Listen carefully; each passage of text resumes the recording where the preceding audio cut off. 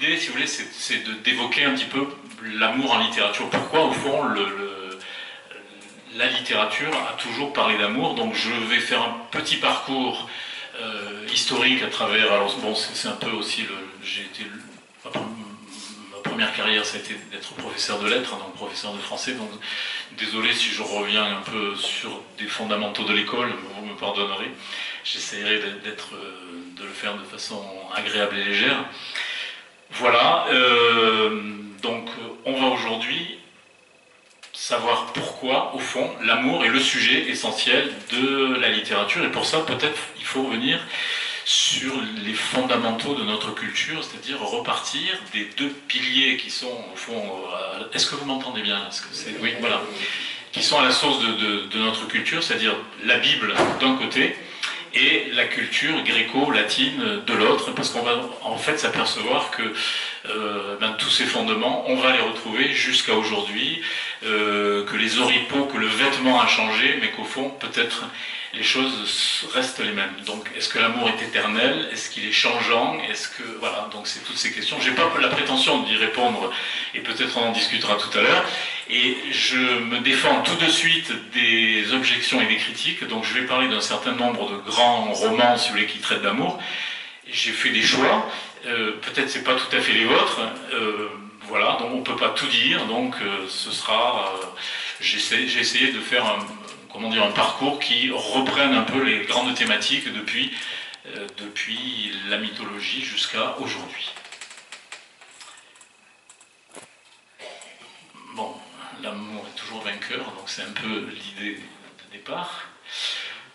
Voilà, alors je pense qu'il faut partir dans notre culture, ce qui est le fondement, c'est la Bible. Donc là, vous voyez un certain nombre de représentations qui sont, vous les reconnaissez, celle du jardin d'Éden et de ce couple premier qui est celui d'Adam et Ève. Donc Adam et Ève, le premier couple, avec bien sûr quelque chose qui se met en place très vite et qui va avoir une influence considérable, c'est cette notion de faute, de culpabilité qui bien sûr va peser de manière terrible sur vous, mesdames, jusqu'à aujourd'hui. Donc vous avez beaucoup de mal à vous débarrasser de ça. Et d'autant que ce qui m'a intéressé, si vous voulez, c'est quand j'ai un petit peu relu le texte biblique, quand on le relit attentivement, et si on le traduit, on connaît un peu l'hébreu, c'est de savoir si Ève, dans le texte, est née de la côte d'Adam, ou si on traduit autrement, si elle est née à côté d'Adam, ce qui change tout. Alors ce qui est intéressant aussi, c'est que dans la Bible apparaît un troisième personnage. Tout le monde connaît Adam et Ève, et là vous avez un troisième personnage. Je sais pas, on le voit peut-être mal c'est le personnage qui s'appelle Lilith. Alors Lilith, si on cherche, dans la Bible, c'est ce qu'on appelle un apax. Un apax, c'est-à-dire c'est un terme qui n'apparaît qu'une seule fois, qui apparaît dans la Genèse une seule fois, mais qui en revanche va apparaître après de façon beaucoup plus importante dans le Talmud, c'est-à-dire dans les interprétations de la Bible. Et alors le personnage de Lilith, si on cherche, en fait, ce serait dans le Talmud la première femme d'Adam. Et une femme qui a été écartée. Alors c'est aussi intéressant dans comment la peinture, j'ai essayé, si vous voulez, de donner des illustrations, parce que je vais parler de littérature, de mythologie, mais qui s'appuie sur les représentations picturales, et elle est représentée, donc vous voyez, le serpent, c'est pas la tribu de Ève, là, mais c'est de Lilith. Et Lilith, après, est devenue une sorte de personnage un petit peu inquiétant, un petit peu démoniaque. Alors si on reprend cette espèce de trilogie, et ça c'est intéressant aussi, parce que vous allez voir, dès qu'on parle d'amour, c'est une histoire qui est à deux, mais c'est aussi une histoire à trois. Et donc là on voit déjà à l'origine cette première épouse qui est une épouse un peu démoniaque, qui vient d'une vieille légende mésopotamienne, et qu'on retrouve, donc que les talmudistes vont retrouver. Donc Adam, Lilith, Ève, on a déjà une histoire qui est un petit peu complexe, et qu'on va retrouver à travers l'histoire de notre littérature. Alors la Bible, c'est un livre qui parle d'amour. Vous avez un texte absolument magnifique dans la Bible qui s'appelle le Cantique des Cantiques. Donc j'ai donné un extrait là, vous voyez, pose-moi comme un sceau sur ton cœur, comme un sceau sur ton bras, car l'amour est fort comme la mort. Donc cette phrase est restée célèbre, elle a donné elle a été souvent réutilisée en littérature. La passion inflexible comme le shéol en hébreu c'est l'enfer. Ces traits sont des traits de feu, une flamme de Yahvé, vous voyez, c'est vraiment... Alors, ce texte, il est un peu mystérieux, il a eu deux lectures, deux interprétations, c'est-à-dire que soit c'est un texte qui raconte une grande histoire d'amour entre le roi Salomon et la reine de Saba, ça c'est de l'interprétation profane, et puis vous avez une interprétation mystique qui dit qu'en fait ce texte ne parle d'amour que de façon allégorique et de façon métaphorique, et qu'en fait c'est une histoire d'amour entre le peuple et Dieu. Donc vous voyez, il y a toujours cette double interprétation, et l'amour échappe toujours à... On va retrouver là aussi cette dualité, comme tout à l'heure on a eu la trilogie amoureuse qu'on va retrouver souvent, et la dualité entre amour charnel, amour divin ou amour spirituel.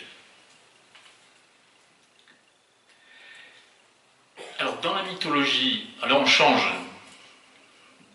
Les deux sources de notre culture, c'est au fond la Bible d'un côté, la tradition judéo-chrétienne, et de l'autre côté, la tradition gréco-latine. Alors chez les Grecs, là on a une tradition extrêmement riche, donc j'ai pas pu tout reprendre, mais vous avez un personnage qui est très intéressant, qui est le personnage de Pandore. Ça vous dit quelque chose, Pandore, hein? Pandore, ça vous rappelle quoi? Qu'est-ce que vous associez à Pandore? La boîte, voilà. Alors Pandore, je me suis un peu intéressé au personnage de Pandore, parce qu'en fait, en grec, ça veut dire celle qui a tous les attributs, qui a tous les dons, donc c'est une espèce de femme parfaite, et dans la mythologie grecque, chez Hésiode, qui est un petit peu le premier grand poète grec, celui qui met en place la grande mythologie grecque, Pandore, c'est la première femme. C'est la première femme. C'est celle qui est à l'origine de tout. Elle a été créée, alors elle a été façonnée dans l'argile par Héphaïstos, par le dieu des enfers. Elle a été animée par la déesse Athéna, et Zeus lui a attribué toutes les qualités. Sauf que on va retrouver, c'est ça qui est intéressant, dans une autre culture, la même, au fond, culpabilité qui va être associée aux femmes. Donc, vous voyez, vous êtes dès le départ, ça se passe très très mal pour vous, donc ça explique plein de choses aujourd'hui aussi. Mais enfin bon, là on est dans l'époque féministe, donc on va d'ailleurs peut-être terminer par là. Et le personnage de Pandore, dont vous connaissez l'histoire de la boîte, c'est-à-dire que dans cette boîte, il y a absolument toutes les qualités, toutes les vertus, sauf qu'il y a un interdit. On retrouve exactement le même interdit de la boîte de Pandore que l'interdit, bien sûr, de l'arbre de la connaissance dans la Bible. Et alors, évidemment, dans toutes les mythologies, à la féminité est associée la curiosité. La curiosité. Donc, Pandora ne peut s'empêcher d'ouvrir la fameuse boîte. Et donc, qu'est-ce qui sort de la boîte? Toutes les catastrophes, tous les maux, etc. Donc, vous voyez, tous les maux qui sont les nôtres aujourd'hui, mesdames, vous en êtes largement les responsables. Hein, je pense que oui. Et sauf qu'il reste quelque chose au fond de la boîte. Est-ce que vous savez ce qui va rester au fond de la boîte? Il reste une chose. Oui, l'espérance. Donc c'est pas si mal que ça. Donc, vous voyez, finalement, il y a toujours cette idée. Voilà, donc ces mythologies, au fond, ce sont des légendes, ce sont des histoires, c'est quelque chose qui va construire tout l'imaginaire de la littérature et qu'on va retrouver, bien sûr, de façon différente. Alors, qui dit amour dit bien sûr le personnage d'Eros. Hein, c'est ça le sens grec du mot. Eros, c'est... Alors Eros, souvent on a une image un petit peu simpliste d'Eros, c'est-à-dire vous savez, le petit personnage qui tire ses flèches, avec les ailes dans le dos. Mais c'est un personnage qui est un petit peu plus complexe en réalité. Donc l'Eros est le plus beau des immortels. Il était au commencement, donc à l'origine, avec le chaos et Gaïa, la Terre. Et en fait, c'est ce que je note là, il y a un Eros bienfaisant, qui est suivant Aristophane, qui s'unit, donc c'est compliqué, hein, la mythologie grecque, et en même temps c'est très riche, qui s'unit au chaos, et de leur union vers les hommes et les femmes, donc là on a un autre récit génétique, donc un autre récit de création, et l'amour mêla toute chose. C'est-à-dire que l'amour est au début, mais que l'amour est confus. Et de ce mélange furent engendrés les cieux et la terre, aussi bien que la race des dieux immortels. Donc, l'amour est au départ, dans la dualité, dans le couple Adam et Ève, dans la complexité du triangle avec Lilith, et de l'autre côté, donc, l'amour est à l'origine de toute chose pour les Grecs. Donc, à cette divinité primordiale succède, alors ça c'est moins connu, Eros Anteros, celui qui est opposé à Eros. C'est l'enfant d'Arès, donc du dieu de la guerre, et d'Aphrodite, la déesse de l'amour, et Eros se dédouble. Et les Grecs appelaient le premier Himéros, Cupido, et le deuxième Eros Amor. Et là, on retrouve ce qu'on va retrouver dans la psychologie amoureuse, c'est-à-dire l'un était doux et modéré, inspirait les sages. Bon, c'est au fond,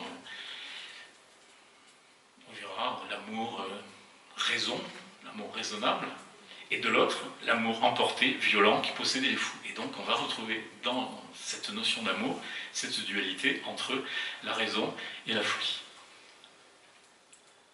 Et là, ils sont bien représentés en train si vous voulez, dans la dispute. Alors, chez les Grecs, ils distinguaient trois sortes d'amour. Les Grecs, c'est assez intéressant parce que les philosophes grecs distinguent de trois choses. Donc, on avait philia. Philia, le mot vous dit quelque chose, hein, on le retrouve dans philos, etc. C'est l'ami en grec. Hein. C'est l'amitié, c'était une forte estime réciproque, donc, entre deux personnes de statuts sociaux ou proches. Elle ne pouvait exister qu'entre deux personnes de même sexe, du fait de l'inégalité entre les sexes. Dans le monde grec, on est dans un monde machiste, si vous voulez, traditionnel, où les femmes sont reléguées à un rôle subalterne. Et ce qui explique d'ailleurs l'homosexualité chez les Grecs, qui est quelque chose qui est tout à fait valorisé, parce que c'est plus noble d'entretenir une relation amoureuse avec un homme qu'avec une femme. Pour les Grecs, si vous voulez, une espèce de trilogie. L'amour au sens spirituel, ou au sens même physique, ça se fait avec un homme. Les Grecs pensaient que l'intelligence se transmettait par le sperme. Bon, vous en pensez ce que vous voulez. Les Grecs avaient une épouse, puisqu'il s'agissait de procréer, de prolonger voilà. Et puis ensuite il y avait des servantes, etc. Donc il y avait cette distinction très très nette entre si vous voulez, l'amour masculin qui était valorisé, Socrate par exemple, hein, voilà. Donc philia, qui est l'amour spirituel, agapé, qui est l'amour du prochain, qui est une relation univoque que l'on rapprocherait aujourd'hui de l'altruisme. C'est les chrétiens qui vont reprendre la notion d'agapé. Et puis storgé, donc, qui est l'amour familial, l'affection d'un parent pour son enfant. Donc si vous voulez, pour les Grecs, il n'y a pas l'amour, c'est pas quelque chose qui se distingue selon l'objet. Voilà. Ah, ça, il faut que je fasse ça. Oui, bah, évidemment, il fallait que je fasse une bêtise. J'ai perdu mon diaporama, il faut que je le retrouve, parce que là je suis chez les Grecs, il faut absolument que je revienne chez les Grecs très vite.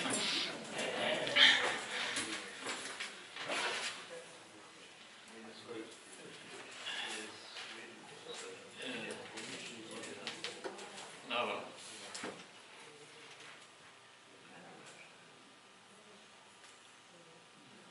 Oui, bon, moi, le problème c'est que j'appartiens à la galaxie Gutenberg. Moi, je suis de la génération qui... Voilà, bon, c'est vrai que j'utilise ça et je l'ai utilisé comme enseignant à l'université, mais que quand même je reste attaché au papier. Voilà, bon, je crois que c'est bon, là, je suis désolé, hein. Ça peut m'arriver encore, hein, vous me pardonnerez. Non, ça va, c'est bon. Alors, on avance, voilà. Oui, alors le grand texte sur l'amour, c'est le fameux banquet de Platon. Donc, ce que je viens de vous dire, vous le retrouvez dans le fameux banquet de Platon, où chacun des personnages, c'est des dialogues, chacun va arriver et va développer sa théorie ou son idée de l'amour. Alors chez les Grecs, vous avez un autre mythe, donc, parce qu'en fait, il n'y a pas une seule mythologie. C'est la différence de la Bible, où on a quelque chose qui est relativement unifié. Dans le monde grec, vous avez une pluralité de mythes. Et vous avez un autre mythe qui est très très intelligent, ce qu'on appelle un mythe génétique, c'est-à-dire qui explique l'origine. C'est le mythe de l'androgyne. Donc en grec, andros, homme, qui naît femme. Donc on retrouve cette idée que, ça c'est Platon qui développe cette idée, c'est que avant les hommes, existait. Alors là, on va retrouver encore une fois la notion de péché originel, de faute, de chute, parce que ça, c'est quelque chose qui est toujours. Si on est ce qu'on est aujourd'hui, nous, pauvres hommes et pauvres femmes, c'est que quelque part, nos ancêtres ont commis un terrible péché qui a fait que nous sommes ce que nous sommes aujourd'hui. Et donc là, l'idée, c'est qu'il existait un être qui était à la fois masculin et féminin. C'est intéressant d'ailleurs parce que, bon, je ne vais pas le développer là, mais si on s'intéresse aux cultures asiatiques, vous allez retrouver la même chose, par exemple chez les Coréens, avec, vous savez, le symbole du yin et du yang, avec le féminin qui est dans le masculin, et cette espèce de circularité qui est assez proche de ça. On peut faire des rapprochements. Donc l'idée, c'est qu'il existait cet être qui était à la fois masculin et féminin, et qui, bon, encore une fois, parce qu'ils ont voulu, par orgueil, conquérir le pouvoir, Zeus s'est vengé et les a coupés en deux, il les a séparés. Et alors, ce qui est intéressant, c'est que ça va créer, générer la théorie de l'amour, de la recherche de l'objet amoureux. Donc, être amoureux, c'est quoi pour le grec? Enfin, dans le sens de Platon, c'est rechercher la partie manquante. Ça veut dire que nous avons été séparés, le masculin du féminin, mais aussi, et ça c'est intéressant parce que ça explique justement l'homosexualité féminine et masculine, c'est qu'il existait des androgynes qui pouvaient être, la majorité était masculin-féminin, mais certains pouvaient être masculin-masculin ou féminin-féminin. Et donc, pour Platon, nous sommes tous à la recherche de notre moitié perdue. Et donc ça, c'est quelque chose qu'on va retrouver dans la littérature, qu'on va retrouver chez les poètes. C'est le coup de foudre. Ça explique le coup de foudre, ça explique la rencontre. Je rencontre quelqu'un et je ne sais pas pourquoi, je le vis, je rougis, je pâlis à sa vue, un trouble s'éleva dans mon âme éperdue. Et paf, c'est pourquoi? Parce que c'était lui, parce que c'était moi. Et ça ne s'explique pas. Et là, vous avez l'explication. Donc, vous voyez, une manière assez intéressante d'expliquer la rencontre amoureuse. Alors, on arrive à la littérature, bien sûr, avec un personnage dont vous avez au moins entendu parler, qui s'appelle Sappho. Sappho de Lesbos, vous voyez, c'était déjà... Voilà, et donc, je cite le texte parce que l'Ode à Aphrodite, ouais, donc on a chez les Grecs, effectivement, cette grande, j'allais dire, liberté et tolérance à l'égard de l'amour, puisqu'une des premières grandes poétesses grecques va célébrer les amours féminines, les amours saphiques, et donc elle habitait l'île de Lesbos, et qui a, bien sûr, après, ce terme a fait florès, bien sûr. Alors, les latins héritent des grecs. Mais les latins sont très différents. Ils héritent de leur mythologie, ils récupèrent les dieux, ils changent les noms, etc. Et il va apparaître chez les latins quelque chose qui est assez absent chez les grecs. C'est, je dirais, au fond, ce qu'on appelle aujourd'hui la pornographie. Les Grecs ne sont pas pornographes. Hein, pornographe, porné, ça veut dire littéralement en grec, porné, ça veut dire prostituée. Graphos, ça veut dire présentation. Chez les Grecs, on n'a pas ça. Chez les Latins, oui. Et dans la littérature latine, vous voyez, d'ailleurs là, vous avez une statue d'un Priape, des choses qu'on retrouve avec le Satyricon, qui est repris dans le film de Fellini. Donc il y a cette dimension, j'allais dire, beaucoup plus charnelle que spirituelle, qu'on va retrouver. Si vous visitez par exemple des cités romaines, vous verrez, par exemple, c'est flagrant à Pompéi ou dans d'autres, vous avez souvent, sur les murs, vous avez, comme nous mettons des indications pour mettre le village, vous avez un sexe qui indique la direction du bordel, quoi, qui était, voilà, c'était... Vous avez ça dans presque toutes les villes.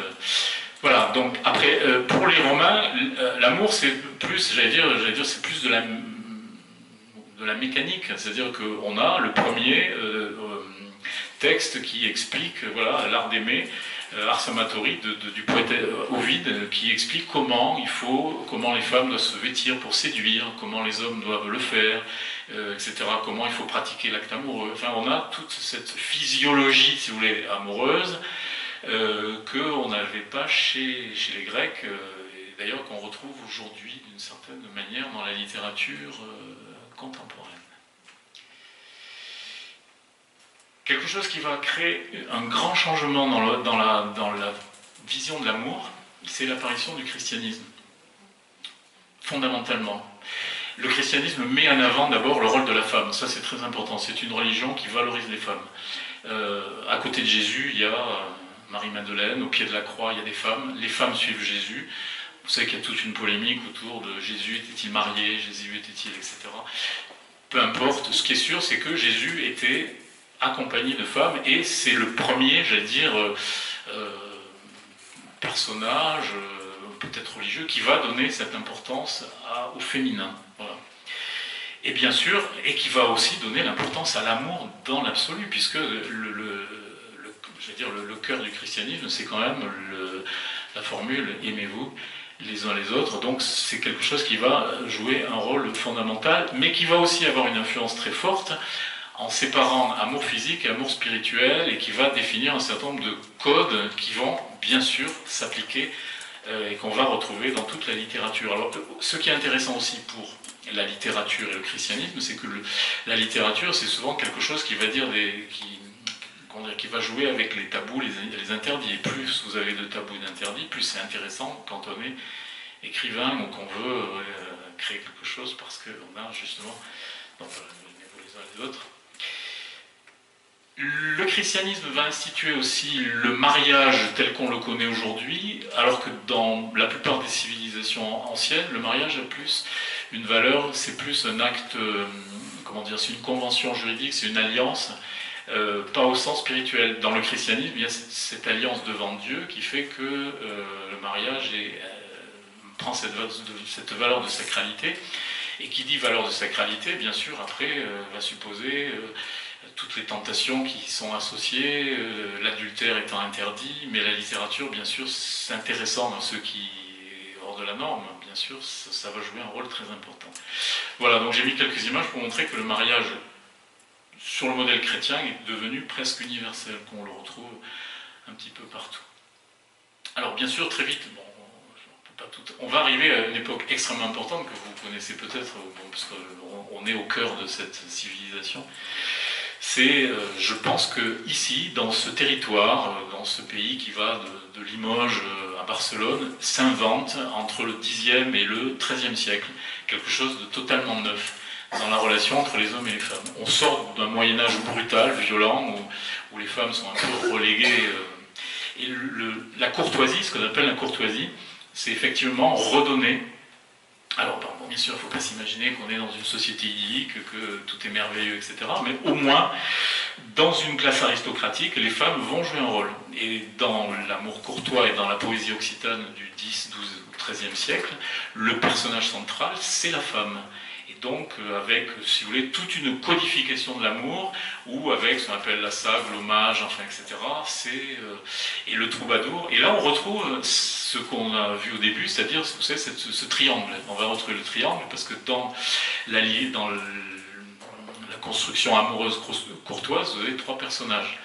Vous avez le mari, l'ougélous, souvent, c'est le jaloux, le mari. Vous avez le troubadour, et vous avez la dame. Et en fait, c'est souvent une relation amoureuse qui est purement spirituelle, et qui est, j'allais dire, et qui est aussi plus littéraire que réelle, voilà. Mais disons qu'il se construit quelque chose qui est tout à fait nouveau, et qui va donner... alors ça, c'est aussi intéressant, je n'ai pas pensé à le dire. Si on prend l'étymologie du mot, tel que nous l'avons aujourd'hui, c'est-à-dire le mot amour, et qu'on est un peu latiniste, en fait, on ne devrait pas dire amour. Parce que, bon, je vous fais grâce de l'évolution phonétique du terme, on devrait dire, si vous voulez, amour. Un peu comme je dis, amour. Oui. Et alors, pourquoi on dit amour et pas amour, comme l'évolution philologique l'imposerait? C'est parce qu'en fait, le mot amour, tel qu'il est aujourd'hui utilisé dans le français, ne vient pas du français, de l'ancien français, mais vient de l'occitan. Donc, nous avons donné la poésie occitane, le mot, on a donné peut-être le plus beau mot de la langue française, vient de l'occitan, c'est le mot amour. Voilà. Ce qu'ils appelaient la fine amour. La fine amour, c'est-à-dire l'amour courtois. Et le terme de courtoisie, alors ça aussi c'est intéressant, c'est que va se construire à partir de ce modèle courtois toute une codification sociale, tout ce qui est, j'allais dire, ce qu'on va appeler beaucoup plus tard, XVIIe siècle, XVIIIe siècle, la galanterie, c'est-à-dire un art français aussi, l'art de bien se conduire avec les dames, l'art de vivre en société, c'est quelque chose qui vient de cet idéal courtois des 12, 13e siècle. Alors cet idéal courtois, on va le retrouver, bien sûr, il va construire les grands modèles des grands romans d'amour, des grands romans courtois. Tout le monde connaît, je ne vais pas vous faire l'injure de vous raconter l'histoire de Tristan et Iseult, mais juste pour vous dire que ce qui va se mettre en place aussi à partir de là, c'est quand même un modèle d'amour qui lie deux choses qui sont contradictoires, c'est-à-dire l'amour et la mort. C'est-à-dire que l'amour va être... Les amours, ces histoires d'amour sont des histoires malheureuses. Laissez-moi vous conter un conte d'amour et de mort. Voilà comment c'est la première phrase du Tristan de Béroul, du Tristan et Iseult. Ça veut dire que dans la relation amoureuse, il y a l'obstacle. Et là, on retrouve dans l'histoire de Tristan et Iseult, c'est pareil. C'est le roi Marc, elle est mariée, et bien sûr, elle ne peut pas céder, et donc on va retrouver cette espèce de... Donc la seule issue, ça sera, on se retrouvera, puisque c'est pas possible ici, on va se retrouver dans le futur, et donc on va idéaliser cette relation amoureuse, et en même temps, le sentiment tragique de l'amour, si vous voulez, va apparaître à ce moment-là. L'amour, la mort vont être étroitement liés. Dans Tristan et Iseult, ce qui est intéressant, c'est que le coup de foudre, qui était une idée pas possible à cette époque-là, si vous voulez, dans les mentalités, se traduit par le filtre. C'est-à-dire qu'en fait, ils boivent par erreur un filtre. Donc en fait, si vous voulez, c'est une espèce j'allais dire, de truc pour expliquer le fait qu'ils vont tomber amoureux d'un de l'autre. Donc ce thème aussi du filtre d'amour, c'est quelque chose qu'on va retrouver très souvent. Roméo et Juliette, c'est la même histoire, hein, c'est exactement... Shakespeare, on est au XVIIe siècle, au XVIe siècle, pardon. Donc ça va être repris à l'infini, c'est repris dans les comédies musicales, parce qu'on a une construction amoureuse, là aussi, qui se construit... Alors ce qui est intéressant là, c'est qu'elle se construit dans l'opposition sociale. Ça, c'est quelque chose qu'on va retrouver. Deux familles ennemies, l'obstacle, l'amour, l'obstacle. Hein, ça, c'est quelque chose qu'on va avoir. L'amour, l'obstacle. Deux familles ennemies, deux jeunes gens qui sont amoureux, et bien entendu, que tout le monde connaît l'issue, c'est le rosier qui va ensuite sur leur tombe les unir pour l'éternité. Mais bien sûr, on a quelque chose qui allie la thématique de l'amour avec le thème de la mort et de la tragédie. Même chose dans La Princesse de Clèves. Donc La Princesse de Clèves qu'on considère comme le premier grand roman d'amour, le premier grand roman de la littérature française. C'est un roman qui se construit sur une relation aussi où la psychologie va jouer un rôle dans les personnages. Là, encore une fois, c'est une relation complexe, et la princesse de Clèves donc, ne peut pas aimer, elle aime Monsieur de Nemours, mais elle est mariée, et par fidélité à son mari, elle va se consumer d'amour. Et bien sûr, ça c'est quelque chose qu'on va retrouver, et qui va irriguer tout le courant romantique aussi, hein, c'est quelque chose qu'on va retrouver très longtemps, cette thématique de l'amour et de l'obstacle. Alors, la fameuse carte du temps, que moi j'ai repris dans le titre de mon roman, parce que j'ai joué un peu sur les codes amoureux. Alors, la carte du temps, c'est une vraie carte de géographie imaginaire qui a été créée. Alors, dans les salons, là on est vraiment dans les jeux courtois amoureux du XVIe, du XVIIe siècle, dans les cours où... Mademoiselle de Scudéry, enfin jusqu'à Louis XIII, etc. Dans la bonne société, on joue à des petits jeux amoureux. Est-il préférable d'aimer ou d'être aimé? Faut-il se déclarer ou faut-il cacher son sentiment? Enfin bon, voilà, il y a toute une rhétorique, si vous voulez, amoureuse qui se met en place. Et donc, il y a un grand roman qui a un succès gigantesque, qui est totalement illisible et oublié aujourd'hui, qui s'appelle Clélie, donc n'essayez pas de le lire, ça n'a pas beaucoup d'intérêt. C'est un roman feuilleton, vous voyez, c'est énorme, c'est un très très gros roman. Alors ce qui est intéressant, c'est qu'en revanche, à l'intérieur, il y a cette fameuse carte, avec d'un côté, vous avez le lac d'indifférence, la mer d'inimitié, donc on a une géographie amoureuse, et bien sûr, ça va devenir une espèce de jeu social. Et donc l'amour, c'est aussi une question de société, de psychologie, de sociologie, voilà. Et donc, on verra que j'ai souhaité reprendre un petit peu cette thématique, mais de la remettre au goût du jour. Au fond, qu'est-ce que c'est que cette carte du tendre aujourd'hui? Voilà, donc c'est Clélie, Histoire romaine, est un roman de Madeleine de Scudéry, publié en 10 volumes.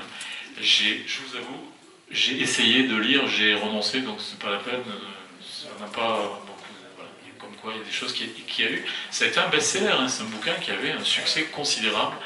Et là on voit aussi que les goûts, que l'écriture, que les façons de faire changent, donc peut-être qu'il y a des fondamentaux qui demeurent, mais que après il y a voilà, des choses qui changent. Ronsard, tout le monde se souvient de Ronsard, hein, vous avez, j'imagine, des souvenirs d'école, et voilà, Ronsard, le premier grand poète, l'amour. Alors là aussi, c'est un amour, est-ce que c'était un vrai amoureux ou est-ce que c'était un amoureux de papier? Bon, ça se discute.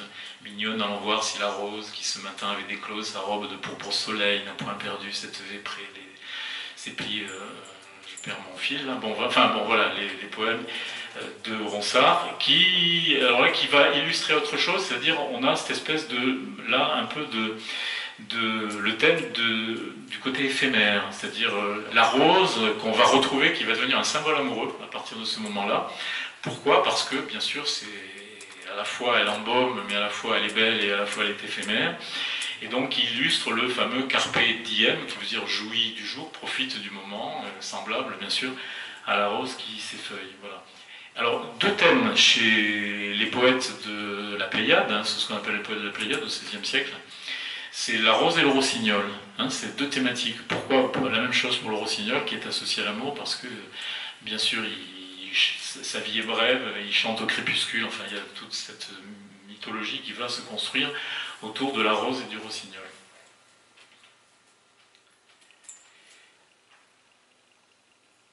Bon, j'ai pris le CID. Là, j'avance j'essaie de faire une chronologie. Au XVIIe siècle, vous avez deux grands dramaturges. Le XVIIe siècle, c'est pas le siècle du roman, c'est le siècle du théâtre. Hein, surtout les romans du XVIIe, je vous dis, sont oubliés aujourd'hui. Ce qui nous reste du XVIIe, surtout les grandes pièces de Corneille et de Racine. Là, encore une fois, vous allez retrouver le thème de l'amour et de l'obstacle, puisque Chimène et Rodrigue ne peuvent pas s'aimer, comme Roméo et Juliette, parce que, bien sûr, il y a eu un meurtre entre les deux, il y a une question d'honneur, et donc là, c'est toujours ce conflit entre le sentiment et le devoir qu'on va retrouver pratiquement, qui va courir tout le long de la littérature. Racine, lui, va apporter, donc le contemporain de l'autre grand auteur du XVIIe siècle, une tonalité beaucoup plus tragique. Avec Racine, ce qui apparaît, si vous voulez, c'est la notion de fatalité. C'est un janséniste, donc on est plus proche de cette notion de fatalité, c'est-à-dire que ça nous... Chez Corneille, il y a la liberté. Le personnage peut choisir. Il est libre de dire oui, de dire non. Chez Racine, le personnage, il est accablé par la fatalité. Et donc, quand c'est l'amour qui nous tombe dessus, on n'y peut rien. Et en général, ça finit toujours très mal. Il y a quelque chose qui est très noir et très destructeur.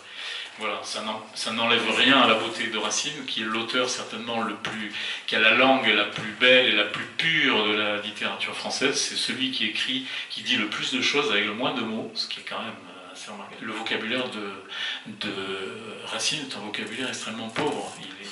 Il emploie très très peu de mots, et c'est un vocabulaire qui reste très proche de nous. Si vous lisez les pièces de Racine, ça passe, ça coule, voilà. Et donc là, on a quand même, à l'idée de l'amour, quelque chose qui nous échappe. C'est les dieux, c'est la fatalité. Personnage de fer, c'est un personnage très sombre. Voilà, on a une vision très très négative. Andromaque, c'est la même chose. On a là, c'est quelque chose. Oreste aime Hermione, qui aime Pyrrhus, qui aime Andromaque, qui aime Hector, qui est mort. Ah. Come fare?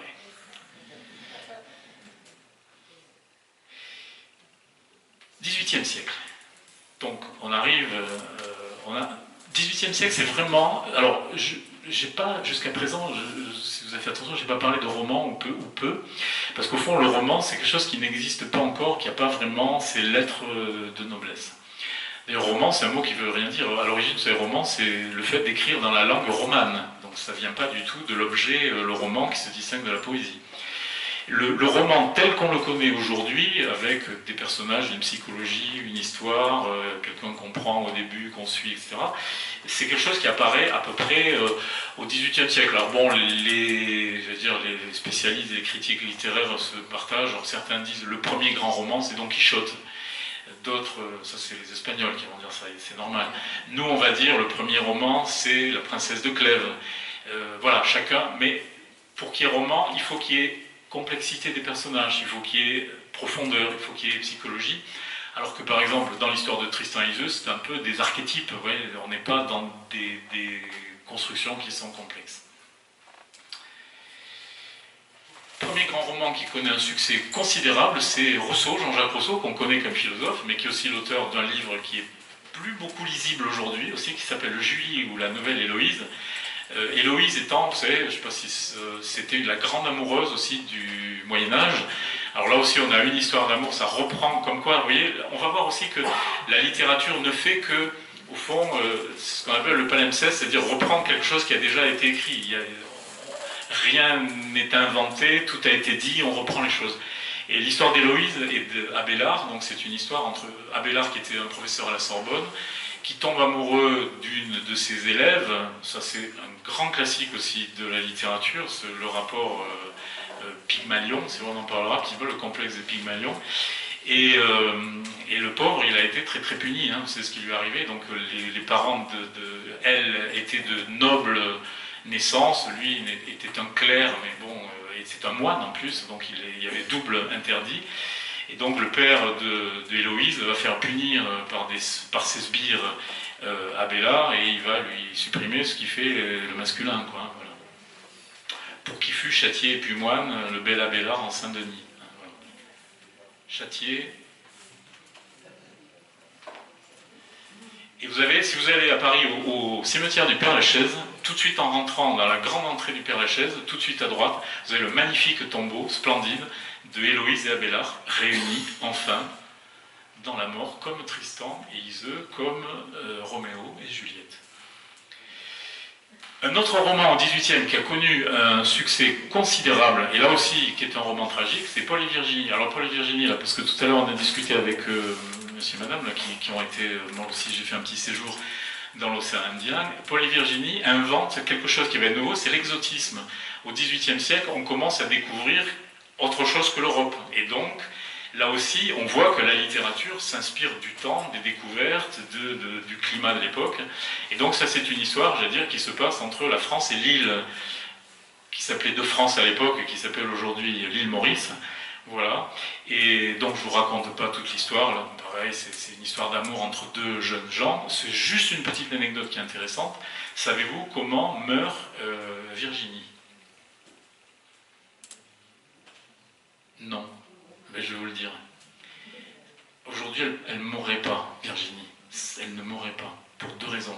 Elle meurt noyée parce qu'elle refuse de quitter ses vêtements. Et donc, vous voyez comment on est habillé par pudeur, elle ne veut pas se dénuder, et donc elle va, et deuxièmement, elle ne sait pas nager, parce qu'au 18e, donc aujourd'hui, Virginie, c'est une fille d'aujourd'hui, elle sait nager, et puis elle se met à poil, il n'y a aucun problème, elle arrive sur la côte, elle rejoint un pôle, et tout se passe bien. Et donc, ça s'appelle Koh Lanta. Mais c'est une autre histoire. Voilà.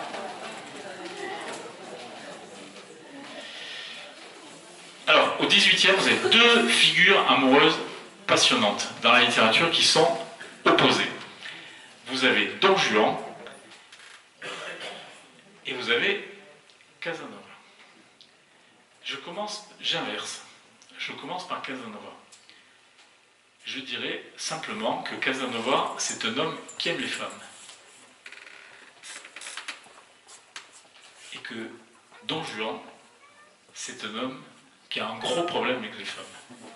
Très très gros.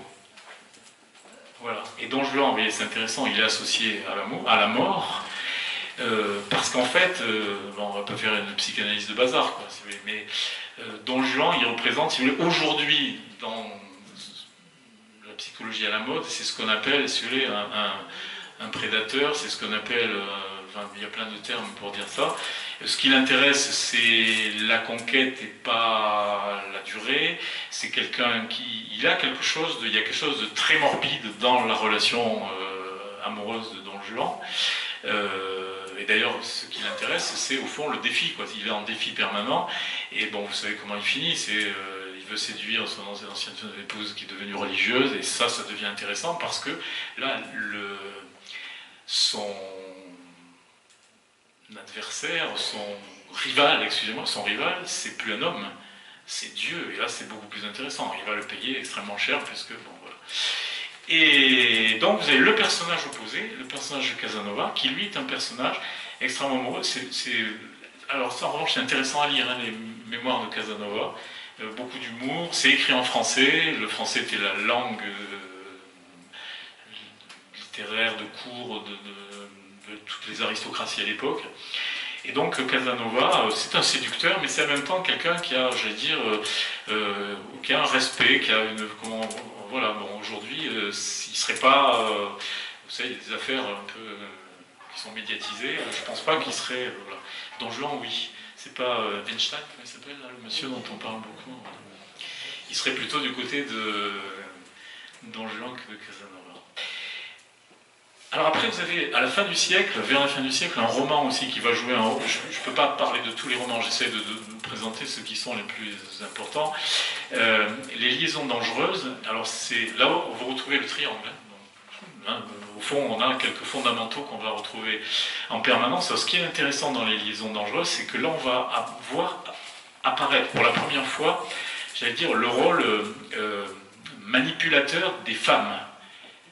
La Merteuil, c'est une formidable manipulatrice. Jusque-là, le rôle était dévolu uniquement aux hommes. Et ça, c'est important parce que sur la scène, j'allais dire, littéraire, amoureuse, etc., les femmes qui étaient reléguées à des rôles un petit peu secondaires, là, deviennent vraiment importantes. Donc, je ne sais pas si vous avez vu le film, magnifique, hein, l'adaptation est absolument magnifique.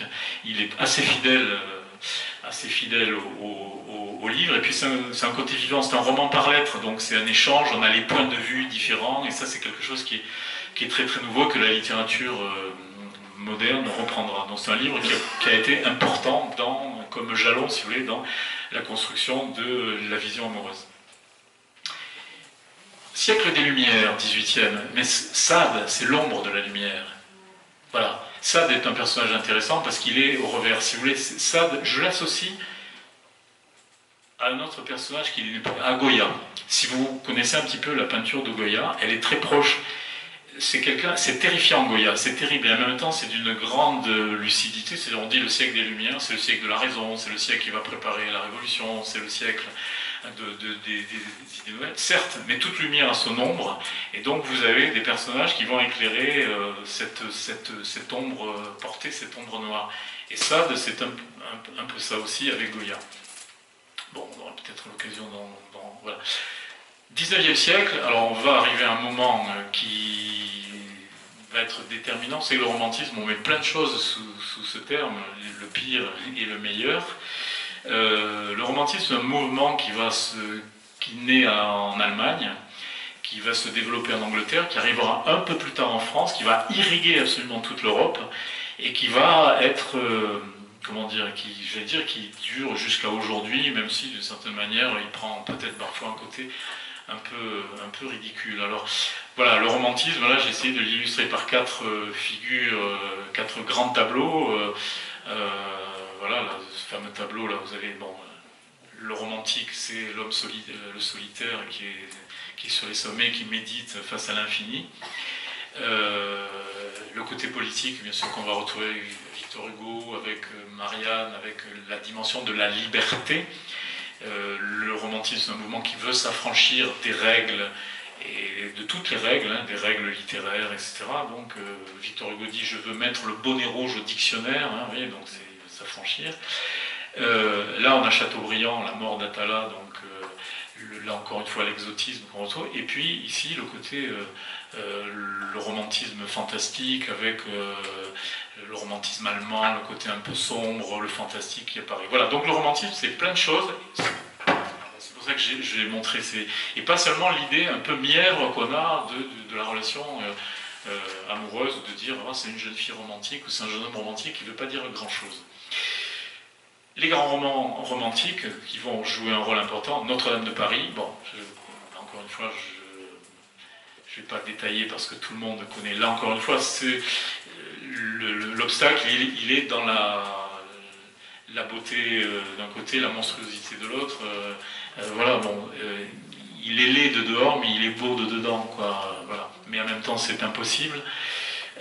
Sur fond d'un Moyen-Âge un peu réinventé par Victor Hugo. Mais c'est un roman qui va avoir une influence considérable et qui en a aujourd'hui, puisqu'il est repris, quand c'est repris dans une comédie musicale, ça veut dire que c'est toujours vivant et c'est magnifique. Le deuxième grand romantique, c'est bien sûr Honoré de Balzac. On vous a dit à l'école que Balzac c'est un réaliste. Je m'inscris en faux. Balzac est d'abord un romantique avant d'être un réaliste. Et un réaliste, ça ne veut pas dire grand-chose d'ailleurs. C'était peut-être le plus grand roman romantique du 19e siècle, que je viens de relire il n'y a pas longtemps, mais là c'est pareil, ça a un peu vieilli.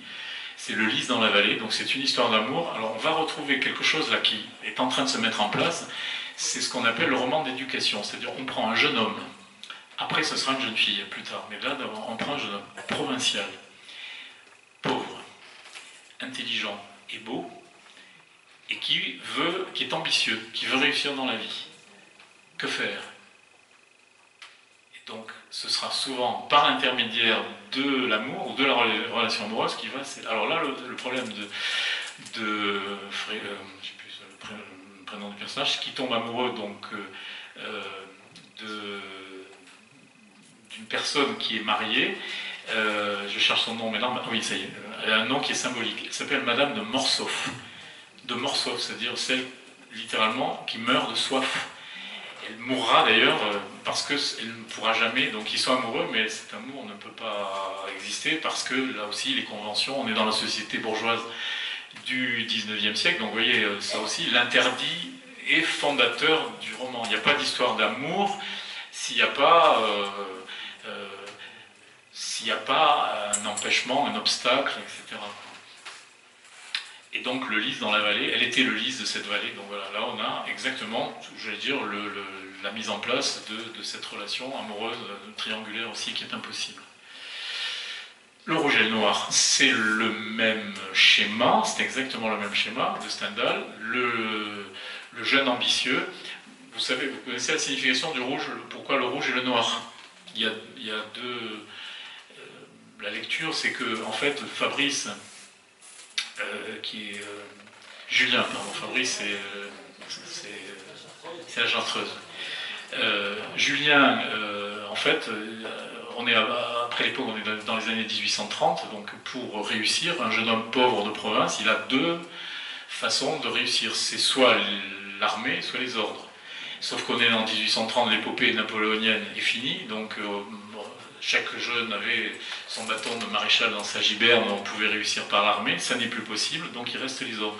Donc il va se faire prêtre sans vocation, bien sûr, et il va tomber amoureux, et donc vous connaissez l'histoire, donc Le Rouge et le Noir, là on a un formidable roman d'amour, et en même temps un roman social, on voit apparaître là aussi la bourgeoisie de province, les classes sociales, les clivages entre Paris et province qui apparaissent au XIXe siècle. On voit apparaître la notion de Paris-province, c'est très important. Ça devient un lieu commun du jeune provincial qui monte à Paris pour réussir. Donc on l'a bien sûr avec le roman de Stendhal. Oui, là j'ai Gérard de Nerval au milieu. Alors Gérard de Nerval, bon, ce serait un peu long d'en parler. Il se rapproche plus du romantisme allemand, de la rêverie, etc. C'est très beau Gérard de Nerval. Bon, il n'a pas grand-chose à voir avec Balzac, mais lisez, c'est assez court Gérard de Nerval. Sylvie, c'est un très très beau roman qui n'a pas beaucoup vieilli. Les filles du feu, voilà. Là on est dans, j'allais dire, l'amour un peu éthéré, des choses qui sont pas, on n'est pas dans la relation sociale. Le Grand Moln, par exemple, le fameux roman Le Grand Moln, va beaucoup va reprendre les thématiques de Gérard de Nerval. Voilà. Là on a le thème des amours adolescentes, des amours épurés, enfin on est loin de... Ça fait du bien ça de lire ça, ça rafraîchit, c'est très rafraîchissant de lire Gérard de Nerval. Alors bon, pour le coup, réaliste, oui. Oui, parce que Flaubert, là, on est dans le premier grand sociologue de la littérature, celui qui va vraiment peindre la société de province, les descriptions précises, etc. Et là aussi, le thème du jeune ambitieux qui va réussir. Et là, l'amour, ça c'est intéressant, c'est ce qu'on voyait apparaître avec, vous savez, avec les liaisons dangereuses. L'amour n'est qu'un instrument de pouvoir. Donc, amour et pouvoir. Est-ce que l'amour a un rapport avec le pouvoir? Oui, certes. Avec la politique? Oui, certes. Et donc avec le journalisme, avec les médias? Oui, certes, etc. Donc là, on a vraiment cette notion de la représentation sociale et de l'amour comme pouvoir. Baudelaire, bien sûr. Bon, Baudelaire qui aujourd'hui est un auteur scolaire étudié partout, qui est l'interdit absolu à l'époque. Hein. Il fait partie avec, c'est pour ça que je les associe avec Flaubert, des deux écrivains. Il y a deux livres la même année qui sont mis en procès, qui sont condamnés pour atteinte aux bonnes mœurs. C'est Les Fleurs du Mal de Baudelaire en 1857 et Madame Bovary. Et donc j'ai mis au milieu aussi un tableau qui est resté longtemps caché, puisque c'est le tableau de Courbet qui représente l'origine du monde. Tout ça est très proche. Et pour montrer aussi que là on est en train de... Comment dire, c'est aussi ce qui apparaît dans ce qui est interdit et ce qui est permis. C'est aussi dans la relation amoureuse, elle reflète toujours, suivant les époques, au fond, l'état de la société. C'est-à-dire que ce que j'ai dit pour l'homosexualité, par exemple, chez les Grecs, par exemple, elle n'est pas admise au XIXe siècle. Donc il n'y a pas forcément, vous voyez, suivant les sociétés, on a des choses qui sont autorisées, ou qui sont acceptées, ou qui sont au contraire rejetées. Baudelaire est un auteur, au fond, là aussi je vais peut-être vous choquer, mais foncièrement catholique. Alors qu'il parle de Satan tout le temps. Mais si on croit à Satan, c'est qu'on croit en Dieu, et que donc il est le blasphème. Si pour blasphémer, il faut croire. Sinon, voilà. Sade, non, c'est différent. Sade, il est dans l'athéisme total. Baudelaire, je dirais que c'est un auteur catholique. Maupassant, bien sûr, avec Rastignac. Là, on reprend le thème du jeune ambitieux. Et là, on voit apparaître aussi le clivage ville, capitale et province. Et ça définit aussi ce qu'est la France, quelque chose qui existe difficilement dans les autres pays, où il n'y a pas justement cette espèce de ville qui représente... pour réussir, il faut être parisien. Quoi. Voilà, et ça va construire des modèles qui vont durer jusqu'à aujourd'hui dans la littérature. 19e sièque avec Zola, avec quelque chose qui apparaît, là c'est pour ça que j'ai mis au milieu un tableau que vous reconnaissez de Toulouse-Lautrec, un personnage qui va jouer un rôle très important là, dans cette deuxième moitié du 19e siècle, c'est ce qu'on appelle la cocotte, la prostituée, qui va être un révélateur social. Zola a écrit peut-être un des premiers livres qui s'appelle Nana sur la prostituée. Pourquoi la prostituée? Parce qu'elle est le revers de la société bourgeoise, du mariage bourgeois de l'époque. Donc on est dans une société bourgeoise en France, en Angleterre victorienne, avec des règles morales affichées très strictes, mais en dessous il se passe des choses. Et donc j'allais dire, la famille bourgeoise est contemporaine du bordel parisien. Les deux existent. Voilà. Et le rôle du roman, c'est au fond, là aussi, de montrer, à partir du 19e siècle, les dessous et les hypocrisies de la société. Et le sort qui est fait, donc, on le voit avec Fantine, par exemple, la première prostituée qui apparaît, enfin, il y en a d'autres avant, mais dans Les Misérables, voilà, le personnage de Fantine, là aussi, tant qu'il y aura sur la terre ignorance et misère, dans la préface d'Hugo, il dit des livres de la nature de celui-là ne seront pas inutiles. Ça veut dire qu'il combat la misère, l'enfance maltraitée, les femmes qui se retrouvent dans des... Voilà. Donc, cette dimension aussi, là, on a l'amour vénal, c'est-à-dire l'amour prostitué, et donc la situation, bien sûr, des femmes qui est faite au XIXe siècle. J'ai fait un petit tour aussi chez nos voisins, parce que j'aurais pu en prendre d'autres. Un grand auteur aussi qui peint bien la relation amoureuse, c'est Tolstoï, avec une formidable figure de femme amoureuse. Je trouve que c'est une des plus belles de la littérature, c'est Anna Karénine. Et encore une fois, Anna Karénine, c'est une amoureuse magnifique, merveilleuse, une femme qui a le don de soi, va jusqu'à... Bon, elle va mourir, elle va se suicider, elle se jette sous le train, parce que, encore une fois, je veux dire, elle est plus haute, plus forte que la société dans laquelle elle est, qui va l'empêcher de réaliser ce qu'elle est. Très beau, très belles adaptations cinématographiques aussi de Anna Karenine récentes. Chez les Anglais, on a redécouvert récemment Jane Austen. Là aussi, on est sur autre chose, on est dans la société victorienne. Jane Austen, elle réinvente tout ce qui est toute cette psychologie. Alors là, on est du côté du féminin. C'est ça qui est intéressant. C'est au fond le premier la première grande romancière qui met la psychologie. Parce qu'au fond, tous les grands romans qu'on a vus jusque-là, ils sont écrits du point de vue du masculin. Et là, avec Jane Austen, on a des romans qui sont écrits du point de vue du féminin. Ils n'ont pas eu de succès à leur époque, elle était presque inconnue. Aujourd'hui, j'allais dire, toutes les séries américaines, si vous les regardez, ça pompe complètement, excusez-moi du terme, là, voilà, Jane Austen.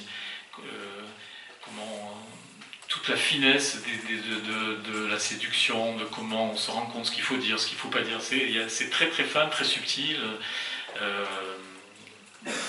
grande romancière. On aborde le 19e siècle, bon, vous savez, un monument quand même, c'est Marcel Proust. Ça serait l'objet d'une conférence en soi, Marcel Proust. Juste une chose, je pense que c'est un des écrivains qui a su décrire le mieux la jalousie. Parce qu'évidemment, dans l'amour, et la jalousie, c'est ce que Shakespeare appelait ce démon aux yeux verts, parce qu'on le retrouve dans Othello, par exemple. Et dans ce que montre Proust, et ce qui est très très intéressant chez lui, c'est qu'il montre que la jalousie, c'est jamais réel. Le vrai jaloux, c'est une maladie de l'imagination. C'est-à-dire le jaloux, c'est celui qui se fait un cinéma. Vous avez un très beau film de Chabrol qui, à mon sens, illustre très bien ça, qui s'appelle L'Enfer, je ne sais pas si vous avez vu, qui est tourné ici, pas très loin, qui a été tourné au lac de Saint-Féréol, avec Emmanuel Béard. C'est un très très bon film. Pardon, je ne sais pas le bon côté. Putain, je suis arrivé par là. La jalousie, et je pense que Proust, c'est quelqu'un qui a vraiment su décrire. Bon, un amour de soi, c'est en fait l'histoire d'un garçon qui est amoureux de quelqu'un qui n'est pas fait pour lui. Et il va mettre 250 pages, dire c'était pas mon genre. Quoi, voilà. Mais parce qu'en fait, il était amoureux d'une image, il était amoureux de la Déborah du tableau de Botticelli, et en fait, il avait confondu l'art, c'était un amateur d'art, et donc il avait confondu l'art et la réalité. Bon, vous avez reconnu la petite Madeleine au milieu. J'ai pas beaucoup parlé des poètes, bon, parce que c'était compliqué, on peut pas tout dire, donc j'ai pris quand même les deux grands moments de la poésie, donc Ronsard, bien sûr, et puis je pense qu'il y a un grand moment aussi, la poésie, elle a part liée avec l'amour, c'est évident, quoi. La poésie, elle a aussi une fonction de dénonciation sociale, militante, etc., mais fondamentalement, quand même, elle dit aussi, elle est souvent liée avec l'histoire d'amour. Un de nos grands lyriques, un de nos grands poètes, qui a dit, peut-être un des derniers dont on connaît des poèmes par cœur, donc là vous avez sous le pont Mirabeau, coule la Seine et nos amours, faut-il qu'ils m'en souviennent, la joie venait toujours après la peine, vienne la nuit, sonne l'heure, les jours s'en vont, je te meurs. Voilà, c'est magnifique, c'est très beau. Moi j'aime beaucoup l'adieu là aussi, parce que on est avec Apollinaire, on est dans les teintes grises, vous voyez, on est dans cette poésie qui est un peu liée à la nostalgie. C'est très beau poème, l'adieu. J'ai cueilli ce brin de bruyère, l'automne est mort, te souviens-t'en. Nous ne nous verrons plus sur terre, odeur du temps, brin de bruyère, et souviens-toi que je t'attends. Comment peut-on résister quand on vous dit une chose pareille? Et en fait, lui c'était un amoureux, mais on le lui rendait très très mal. Hein. Voilà, bon, comme quoi. Mais en fait, il faut des amours malheureuses pour faire des bons livres. Sinon, les gens heureux n'ont pas d'histoire. Donc, voilà.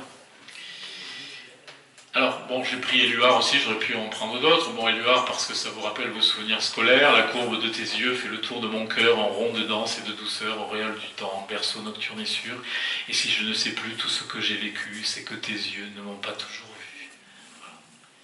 Et alors, j'ai pris Éluard parce qu'il a écrit un recueil qui s'appelle L'amour, la poésie.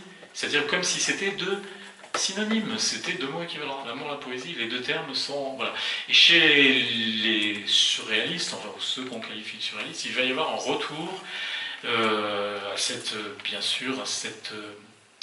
cette veine qui court depuis le Moyen-Âge et depuis les troubadours. Voilà. Je pense que les surréalistes ont quand même un lien très fort avec... vous avez ici un très beau poète à Carcassonne, Jo Bousquet, hein, par exemple, qui était un surréaliste mineur, entre guillemets, mais pas si mineur que ça quand on lit les textes de Bousquet. Voilà, l'amour, ouais, beaucoup de titres hein, sont liés. Donc vous avez le bouquin de Breton qui s'appelle L'amour fou.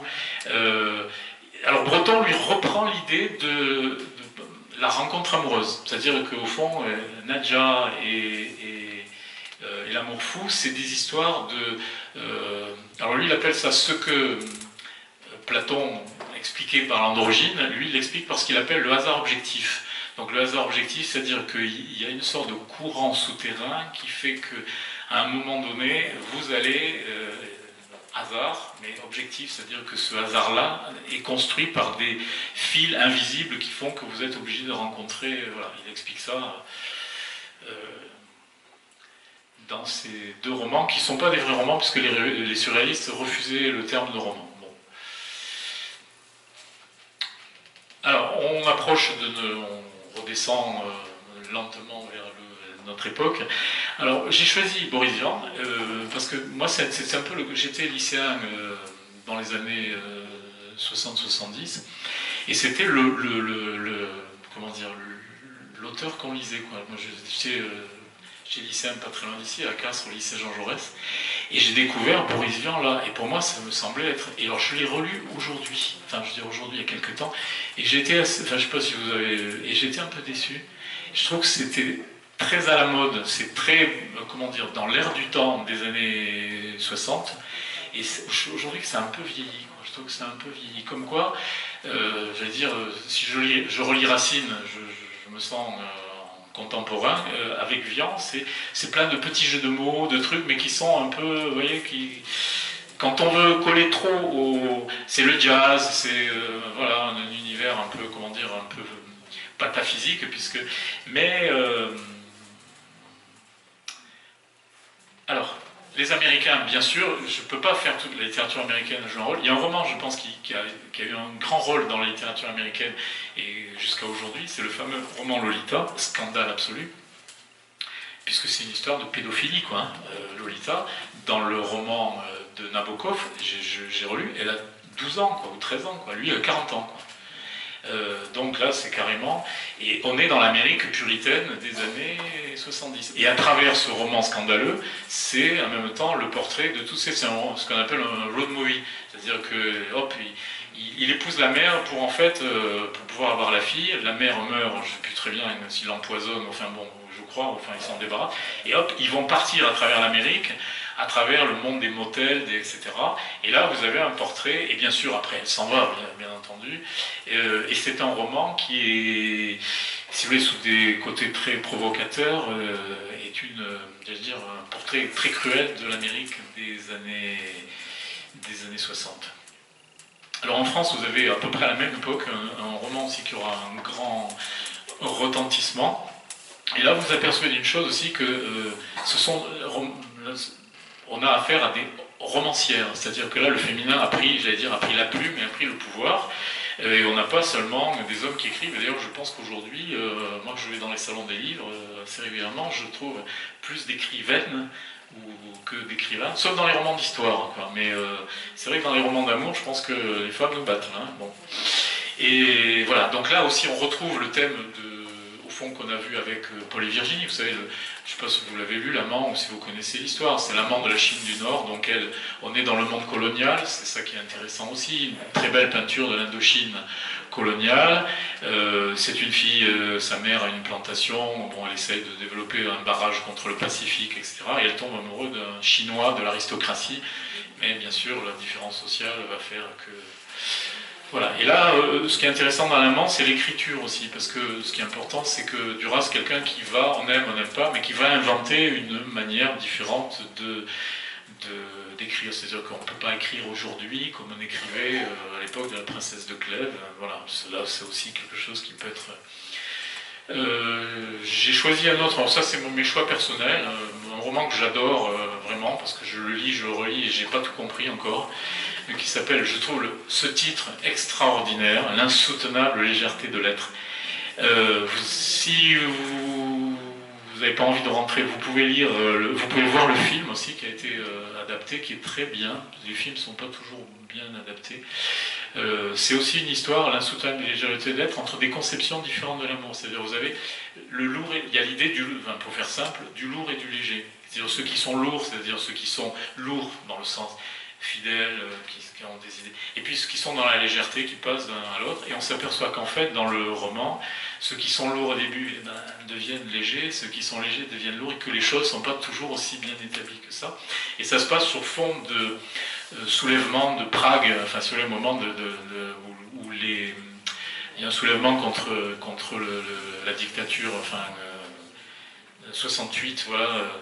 Voilà. Donc c'est au fond là aussi pour montrer que l'actualité pèse sur ce qu'on dit. On ne peut pas s'abstraire du contexte politique et social. Alors bon, je vais vite pour terminer. Aujourd'hui, évidemment, dans la suite de Simone de Beauvoir, quelque chose qui est en train de se... C'est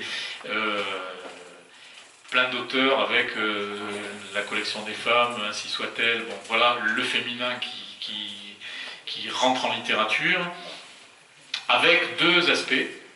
J'allais dire l'aspect des romans comme les 50 nuances de gris, etc.